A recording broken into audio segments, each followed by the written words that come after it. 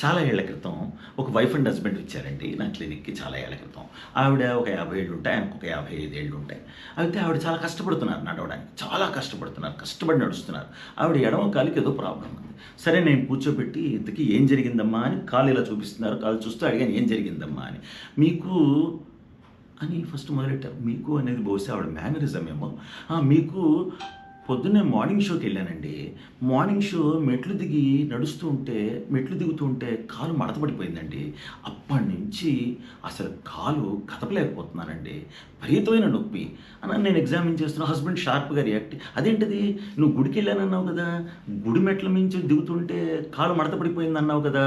అదేంటిది morning show అంటావేంటి? నువ్వు గుడికి కదా వెళ్ళింది. గుడి మెట్ల మించి దిగుతుంటే కదా కాలు మడత పడిపోయింది" అంటే మీకు డాక్టర్ల దగ్గర అబద్ధాలు ఆడకూడదు. డాక్టర్ల దగ్గర అన్ని నిజాలే చెప్పాలి. డాక్టర్లు దేవుళ్ళు. డాక్టర్ల దగ్గర